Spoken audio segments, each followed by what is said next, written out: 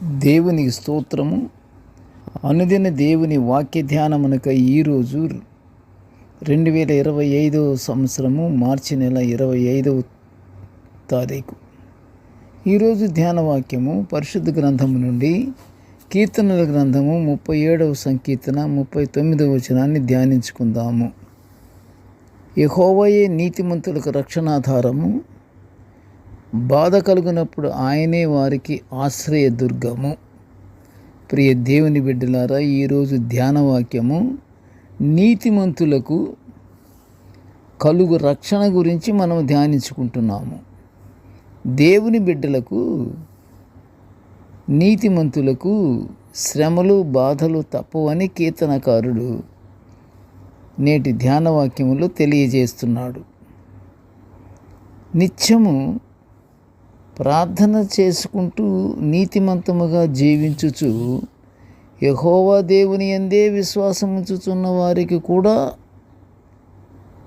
అనుకున్న వెంటనే జరిగిపోవాలని ఆశపడకూడదు. మేము నిత్యము దేవునికి ప్రార్థిస్తున్నాము, దేవుని బిడ్డలముగా ఉంటున్నాము, దేవుని వాక్యానుసారమే మేము జీవిస్తున్నాం. కాబట్టి మేము అనుకున్నటువంటి అన్ని పనులు సకాలములో జరగాలి, మేము దేవుని బిడ్డలము, దేవుని కొరకే మేము నియమించబడి ఉన్నాము అని మనం అనుకునటానికి లేదు. నిరీక్షణ కలిగి బహువిశ్వాసముతో ప్రార్థన యందు పట్టుదల కలిగి ఎదురు చూస్తూ ఉండాలి. ఎదురు చూడటం వరకే, మనం అడగటం వరకే. మనం అడగాలి, మనం నిరీక్షణ చెయ్యాలి, తప్పదు. కానీ ఆ సత్ఫలితాలను ఇచ్చేది దేవుడు ఇచ్చే దాని గురించి మనం ఎదురు చూడాలి.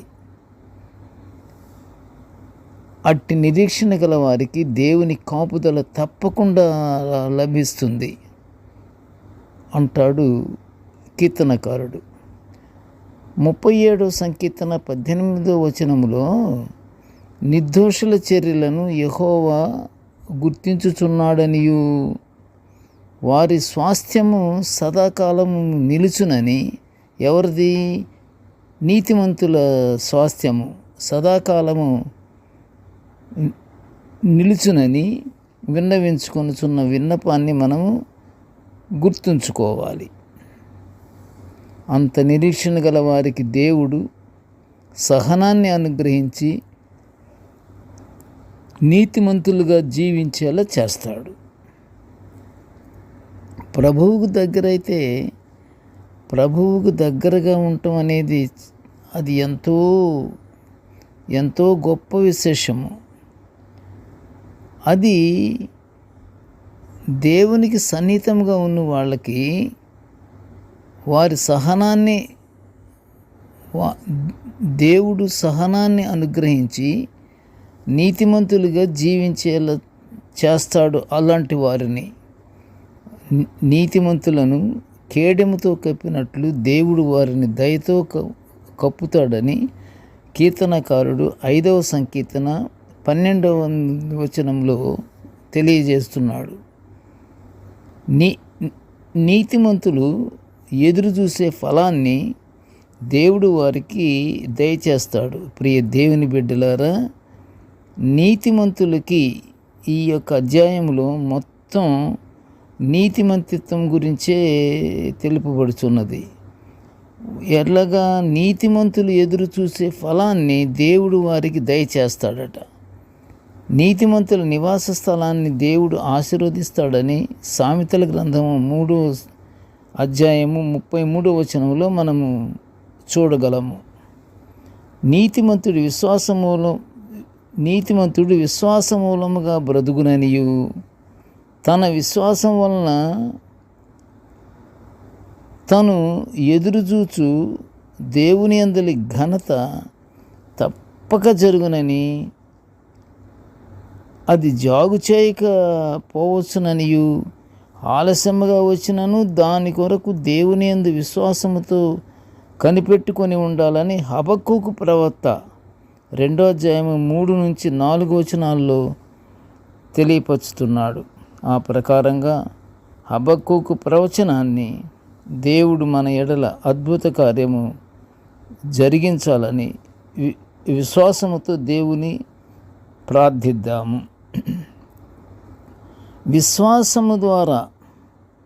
విశ్వాసము కలిగి కానీ ఉంటే తప్పకుండా దేవుడు మన ఈవులకు మన మనవులకు తప్పకుండా సహాయం చేస్తాడు. మనం ఏం చేయాలంటే ప్రియ దేవుని బిడ్డలారా, మనము నిరీక్షణ కలిగి ప్రభు యొక్క ఉద్దేశాలను, ఆయన నమ్మకమైన మాటలను మనం జ్ఞాపకం ఉంచుకొని మనం దేవుని యందు భయభక్తులు కలిగి దేవునికి నిత్యము స్తుతులు ప్రార్థనలు మనం చెల్లించుకుంటూ ఉంటే పరలోక ఆశీర్వాదాలు తప్పక పొందుకుంటాము. ప్రార్థన చేసుకుంటాము. కృపగల తండ్రి, జీవముగల నాయన, నీ పాదములకు స్తోత్రములు. ప్రభువా, నీ యొక్క దివ్యమైన వాక్యాలను మేము నిత్యము ధ్యానించుకునే ఈ గొప్ప భాగ్యాన్ని మాకు అనుగ్రహించినందుకు నీ ఘనమైన స్తోత్రములు నాయన. తండ్రి, నేటి ధ్యాన వాక్యం వినుచున్న ప్రతి బిడ్డను ఆశీర్వదించయ్యా. కృపగల తండ్రి, మేము ఎల్లప్పుడూ నాయన మేము బాధ కలిగినప్పుడు కానీ, కష్టాలు ఎదురైనప్పుడు కానీ నీవే మాకు ఆశ్రయము అన్న విధంగా తండ్రి, మేము నీ యొక్క ఆశ్రయాన్ని పొందుకునే భాగ్యాన్ని మాకు అనుగ్రహించమనియు, ఎల్లవేళలా నీకు స్తుతులు స్తోత్రములు చెల్లించుకొనుచు నీ యందు భయభక్తులతో నీకు ప్రార్థించుకునే భాగ్యాన్ని మాకు అనుగ్రహించి నీ పరలోకాశీర్వాదాలు పొందుకునే భాగ్యాన్ని మాకు అనుగ్రహించమని ఈ మనవులన్నీ యేసయ్య పుణ్యనామమును వినయముగా వేడుకొనుచుంటున్నాము తండ్రి. ఆమెన్. దేవుడు మనలందరినీ బహుగా దీవించుగాక. ఆమెన్.